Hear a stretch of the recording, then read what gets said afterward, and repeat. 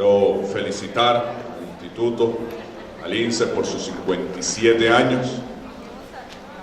Esta institución la creó un gran maestro, bolivariano, patriota, como fue el maestro Luis Beltrán Prieto Figueroa, un hombre que desarrolló el concepto del Estado docente, que muchos ahora niegan, ¿no?, que es el papel rector del Estado en la educación.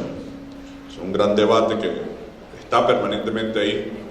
Algunos dicen que no, que cada quien como le dé la gana y como pueda, ¿no?, que el papel no tiene que, y que el Estado no tiene que jugar un papel determinante. Pero bueno, eso es otro debate. Felicitaciones al INSE, a sus 57 años, a sus aprendices, a sus estudiantes, a sus trabajadores, trabajadoras, y gracias por seguir llevando adelante esta institución en esta coyuntura de la que nos hablaba Juan, a quien saludamos y felicitamos por el esfuerzo que está haciendo. El INSE es una herramienta determinante, fundamental, potente, poderosa, y es importante que juegue el papel que le corresponde en este momento de empujar hacia una Venezuela productiva.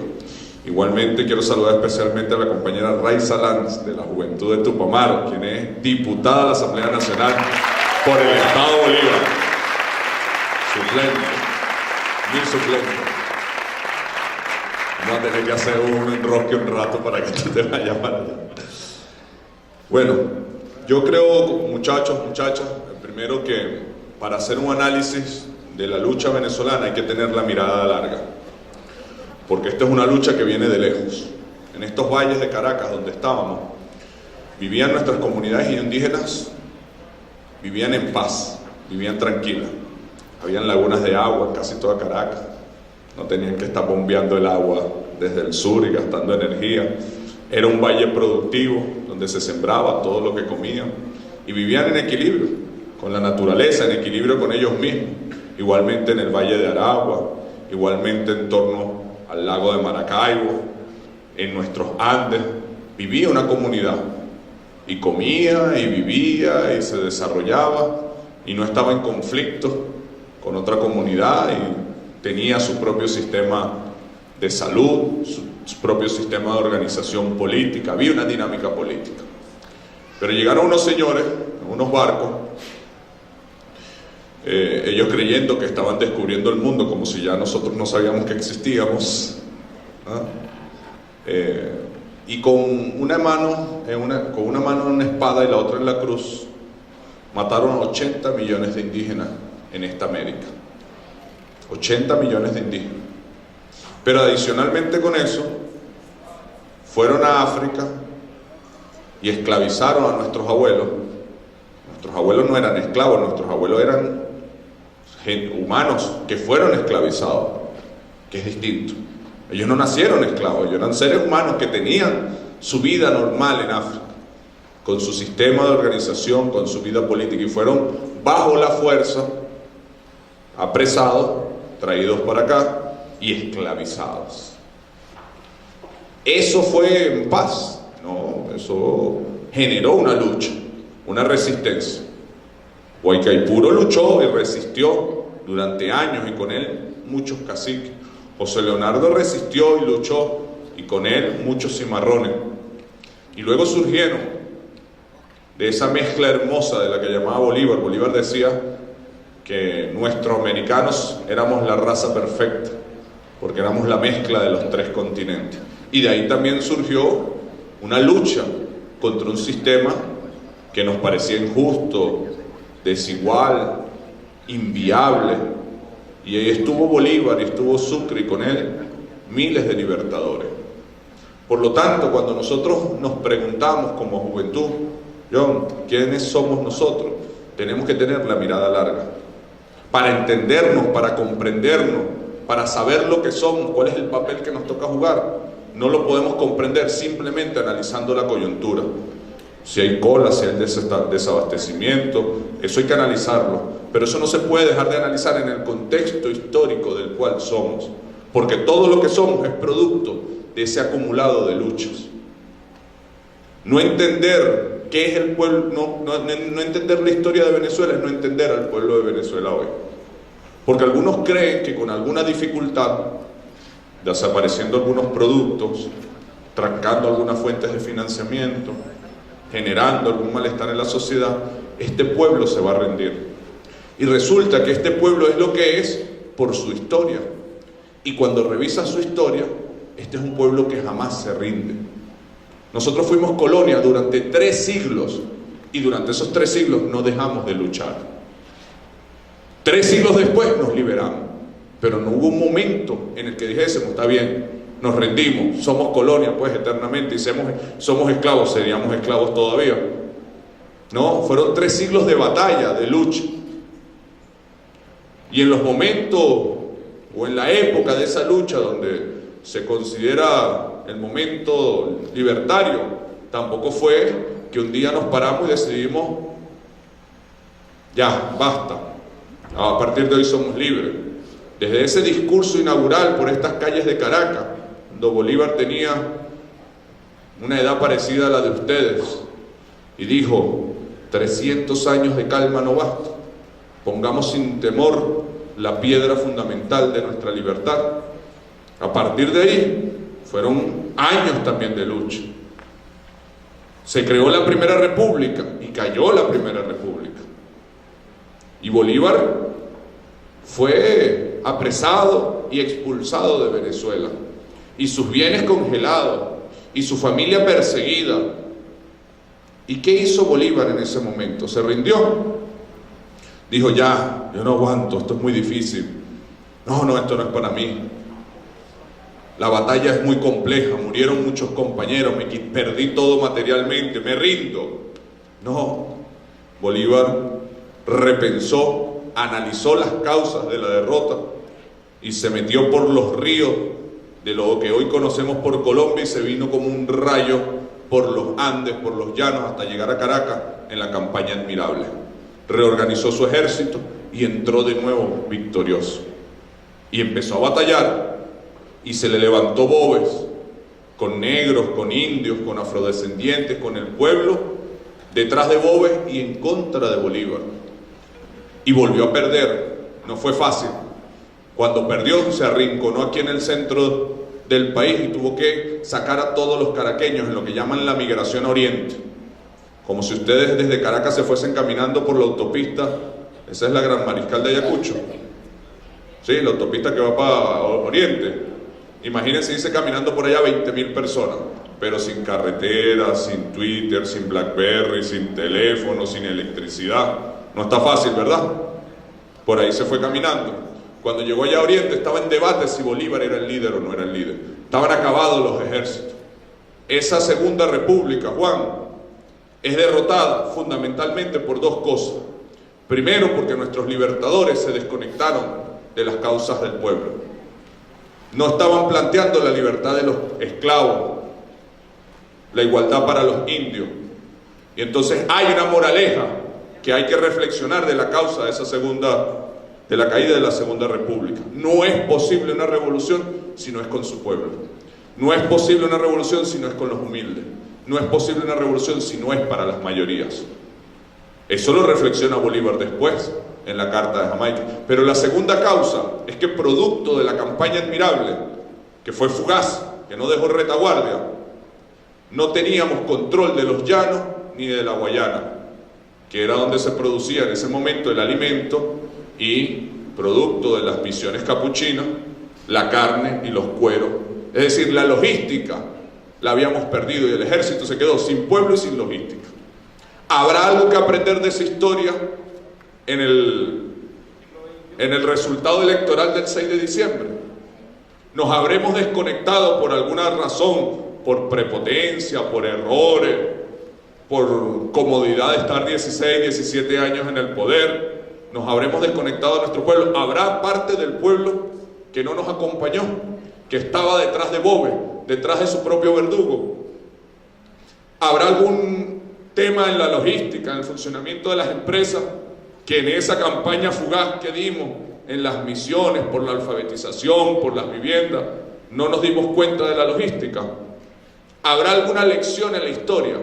Y cayó la Segunda República, y cayó y nos quedamos sin ejército, y cayó y nos quedamos sin territorio, y cayó y nos quedamos sin gobierno, y cayó y se puso en duda el liderazgo de Bolívar, y cayó y se puso en duda el plan, porque habían libertadores para la Segunda República que planteaban hacer la República del Oriente. Habían libertadores que planteaban separarnos de España pero no liberar los esclavos. Y mientras algunos estaban planteando eso, Bolívar solo, sin ejército, sin dinero, perseguido en Jamaica, 1815, decía no, analizó las causas de la derrota y dijo: el proyecto es el proyecto latinoamericano, desde la Patagonia hasta el río Bravo. Es el proyecto de la patria grande, que haga equilibrio en el mundo, equilibrio en el universo.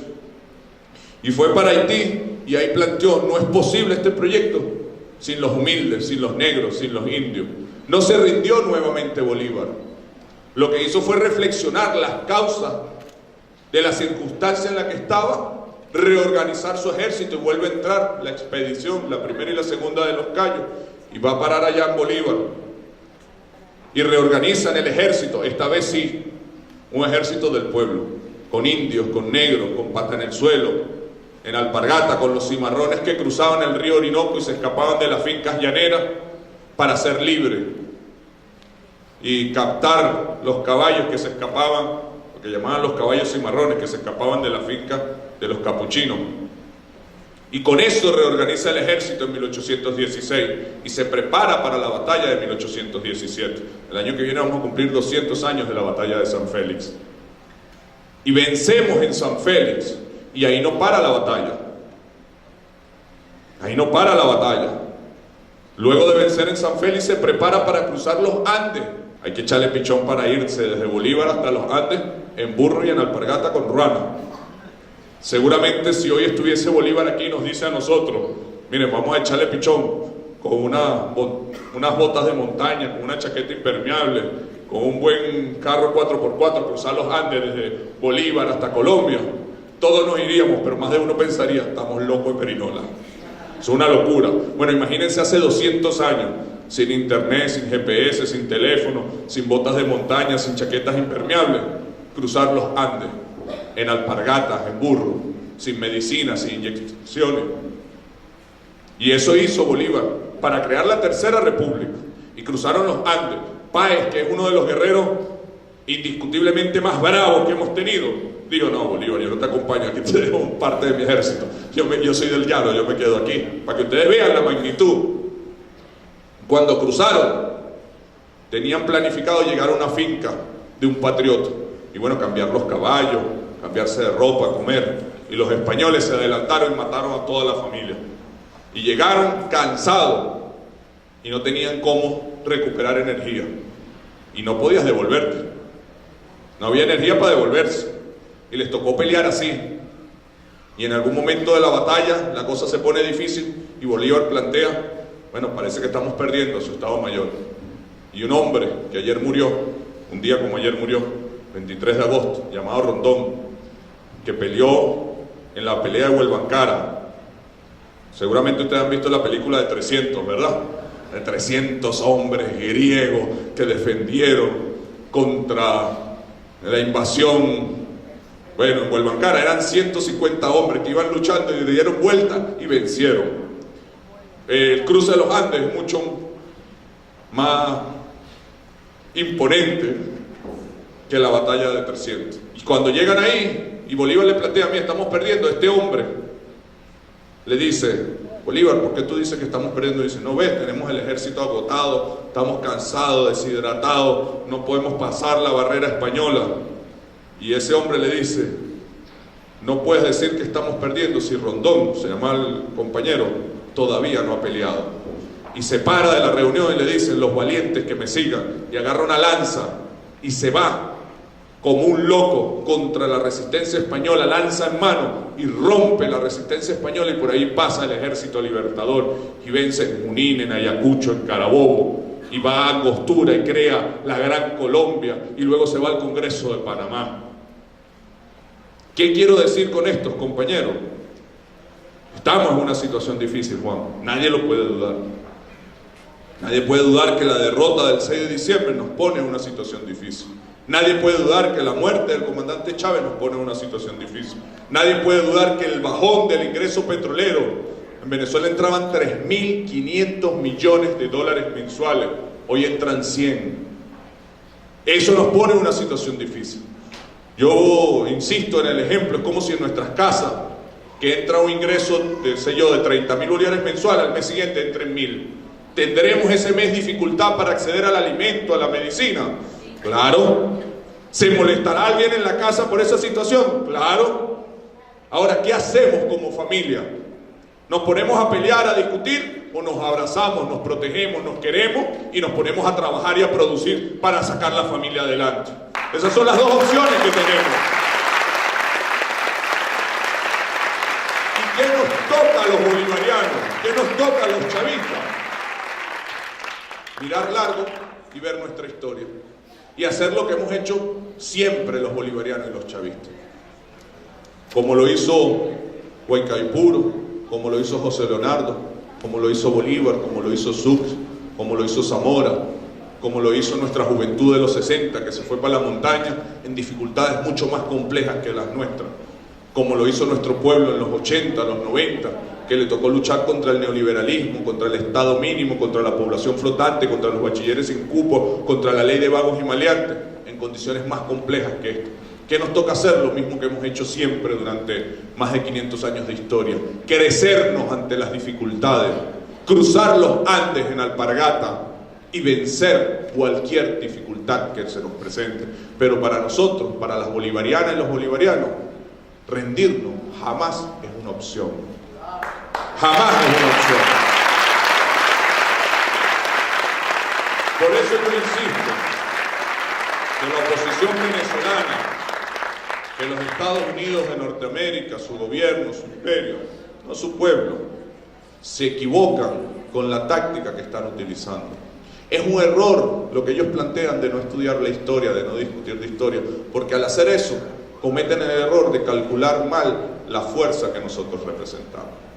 Ellos creen que nosotros somos una coyuntura electoral, que ganó en el 99, bueno, producto del desgaste de los adecos, pero que ya los adecos están renovados y que ahora ellos son el futuro.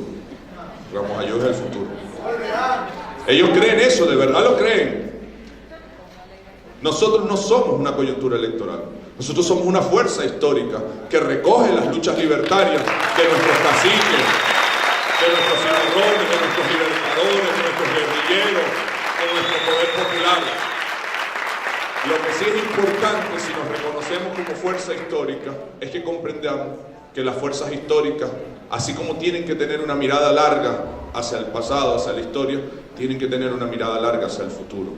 Y no hay manera de tener mirada larga y en esa mirada larga no entender que va a estar llena de coyuntura. El chavismo es una fuerza histórica que va a tener momentos de bonanza y momentos de dificultad.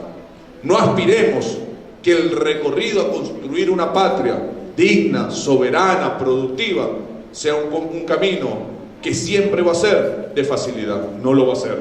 Se los advierto por adelantado. Los que decidimos ser patriotas vamos a tener un camino lleno de dificultades.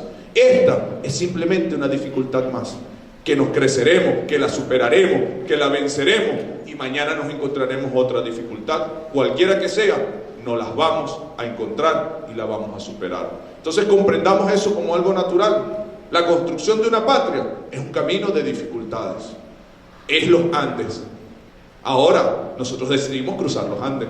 Cuando decidimos ser patriotas, cuando decidimos luchar por un mundo más justo, sin imperialismo, cuando Bolívar decidió enfrentarse al imperio español de ese momento, sabía que iba para un camino de dificultades. Cuando Bolívar juró en el Monte Sacro no dar descanso a su alma ni reposo a sus brazos, hasta encontrar el nuevo mundo, la respuesta a la incógnita del hombre en libertad, sabía que iba a un camino de dificultades.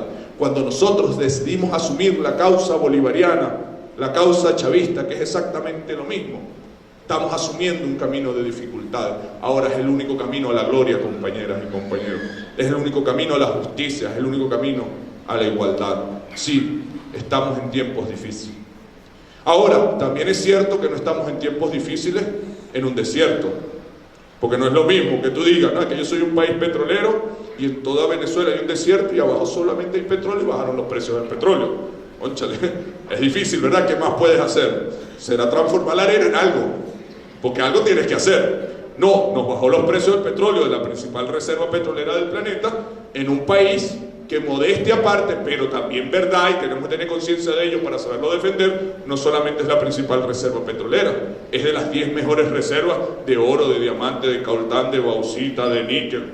Es una tierra que tiene 30 millones de hectáreas cultivables, de las cuales solo hemos cultivado 4. Es una tierra que tiene agua dulce, agua para sembrar las 30 millones de hectáreas cultivables. Es una tierra que tiene para el turismo lo que no tiene ningún país en el mundo, en el mar, en la selva, en el desierto, en la ciudad, desde el punto de vista histórico, desde el punto de vista cultural. Es una tierra que tiene un parque industrial subutilizado, con una capacidad industrial en varias ramas de la producción de medicina, del parque metalmecánico de Bolívar, de todo el parque carabobeño de autos y partes, considerable, importante, diría yo. Es decir, no estamos en una situación de emergencia con las manos atadas, estamos en una situación de emergencia con todos los potenciales del mundo. Pero adicionalmente a eso, estamos en una situación de emergencia en un país que es joven. Y eso es muy importante. Toda Europa está envejecida. La edad promedio de Europa supera los 50 años. Toda América está envejecida. Solamente 2 países son jóvenes, Nicaragua y Venezuela.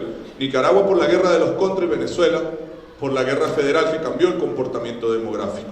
En Venezuela, el 60% de la población tiene menos de 45 años. La edad promedio es 29 años. Estamos viviendo lo que se llama un bono generacional. Para quien no pueda comprender esto, se lo explico en términos familiares. No es lo mismo una familia de 10 personas que tiene 2 jóvenes, 4 viejitos y 4 niños. Esa familia tiene una opción, varias opciones. O los 2 jóvenes se ponen a trabajar lo suficiente para mantener a ellos, a los 4 abuelitos y a los 4 niños, o los abuelitos tienen que trabajar hasta una edad muy tardía, o los niños tienen que trabajar desde una edad muy temprana para poder mantener a esa familia. No es lo mismo esa familia que otra familia de 10 personas donde haya 2 abuelitos, 2 niños y 6 jóvenes. Esos 6 jóvenes tienen más facilidad para entre todos producir, trabajar con su fuerza de trabajo y mantener a sus 2 abuelitos y a sus 2 niños sin que los abuelitos trabajen y sin que los niños trabajen. Venezuela está en el segundo ejemplo. El 60% de la población es joven, es económicamente activa. Eso es lo que se llama un bono generacional. Ese bono dura entre 40 y 50 años. Para que vuelva a pasar, pasa entre aproximadamente 2 siglos. Y estamos atravesando ese bono generacional hasta el 2045, 2050 aproximadamente. Es el tiempo de vida política de nuestra generación. Pero adicionalmente coincide con que arrancó el bono generacional con el gobierno de Chávez, que significó la eliminación de la población flotante, de los bachilleres sin cupo, de la recluta obligatoria, de las desapariciones.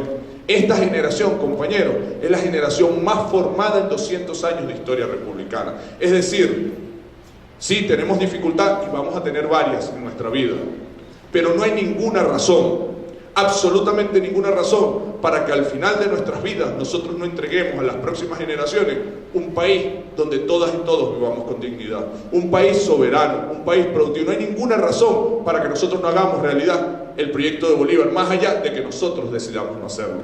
Es decir, de que decidamos no jugar el papel en la historia que nos corresponde jugar, que es un papel de batalla, que es un papel de lucha, que es un papel de combate, porque va a haber resistencia. Pero si nosotros decidimos jugar el papel que nos corresponde, no hay forma que en nuestros tiempos vitales nuestros ojos no vean hecha realidad un pueblo que viva con dignidad. Ahí la derecha me puede arrancar un debate, me dice, bueno, Héctor, pero vivir con dignidad es una cosa muy etérea porque las necesidades son infinitas, etcétera. Ese es el discurso de la derecha. Bueno, está bien, hay cosas mínimas para vivir con dignidad.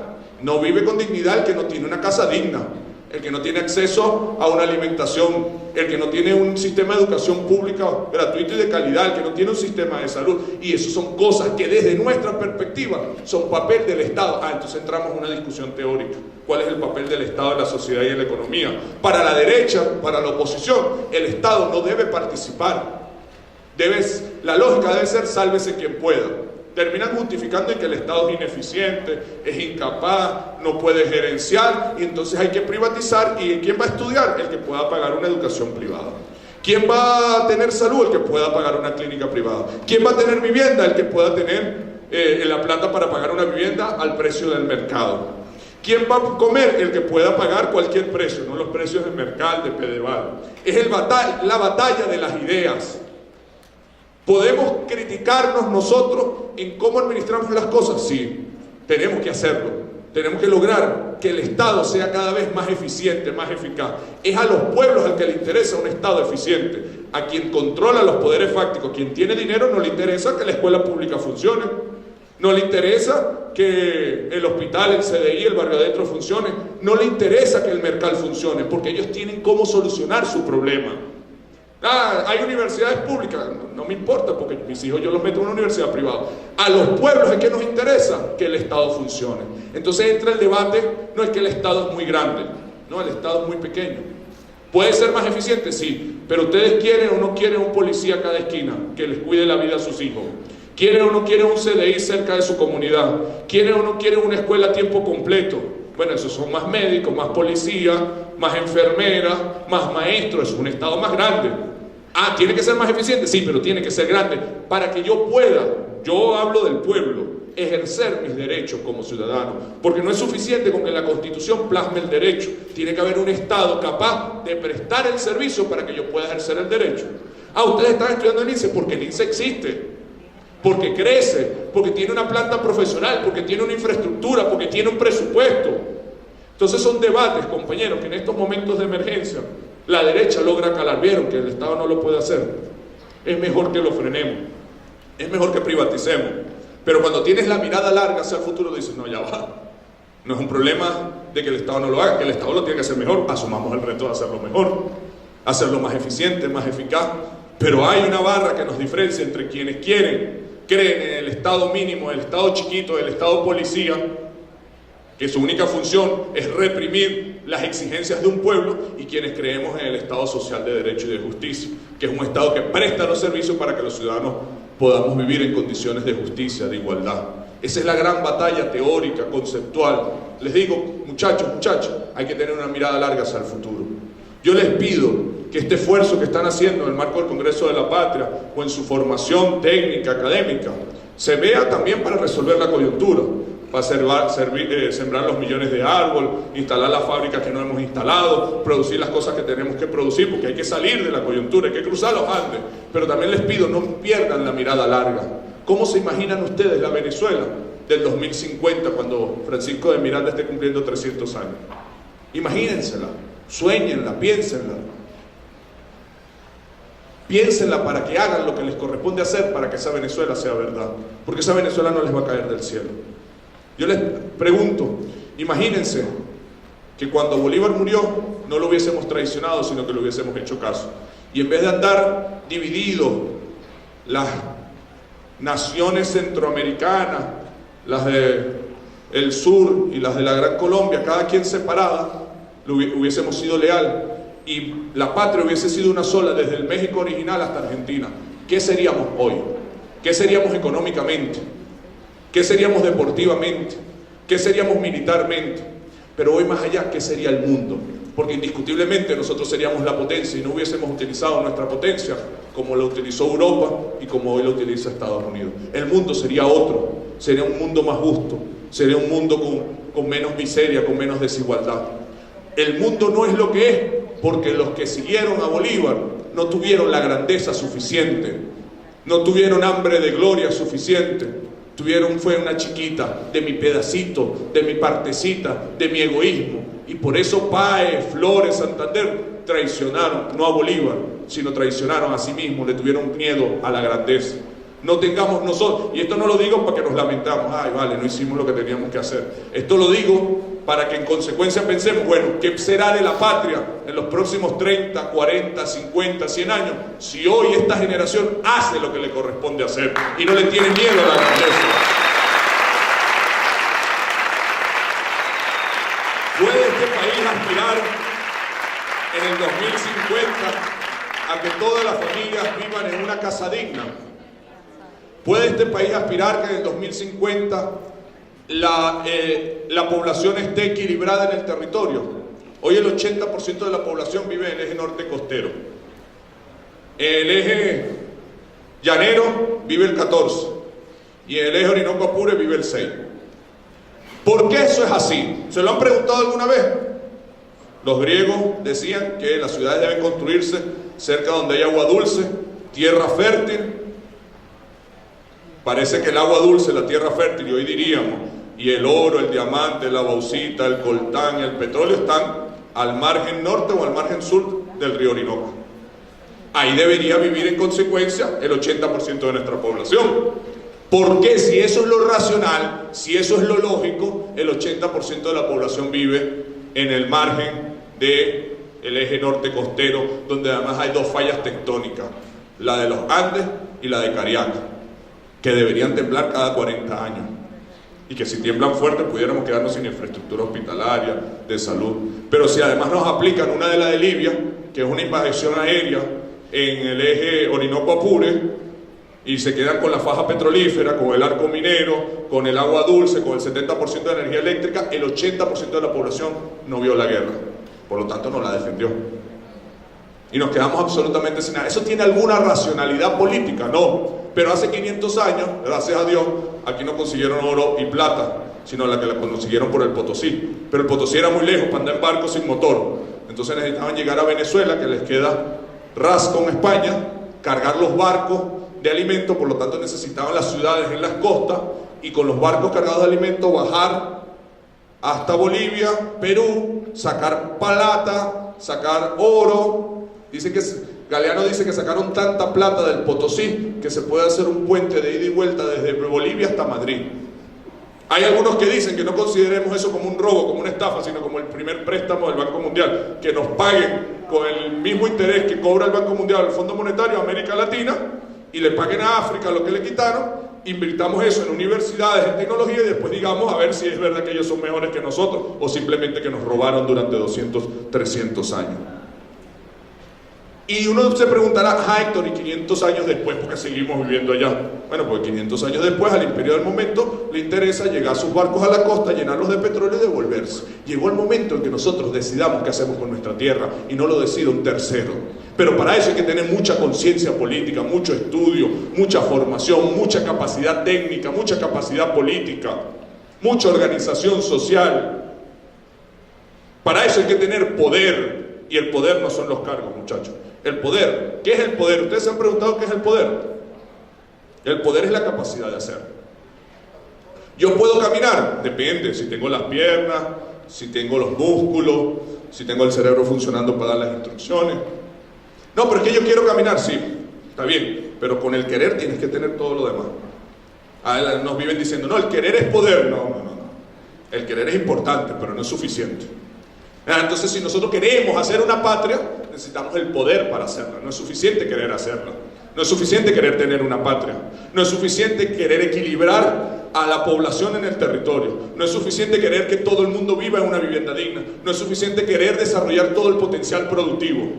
Hay que poder hacerlo, y eso se desarrolla. El poder no es permanente. Ustedes vieron a la muchacha esa que saltó 15 metros. Se ganó una medalla de plata. Imagínense 15 metros, hay que echarle pichón para saltar 15 metros, ¿verdad?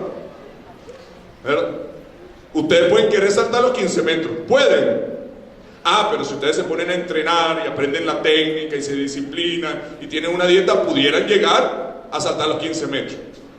Digamos que lograron saltar los 15 metros. Si ustedes no siguen entrenando, no siguen disciplinados, no siguen con la dieta, ¿van a poder saltar los 15 metros siempre?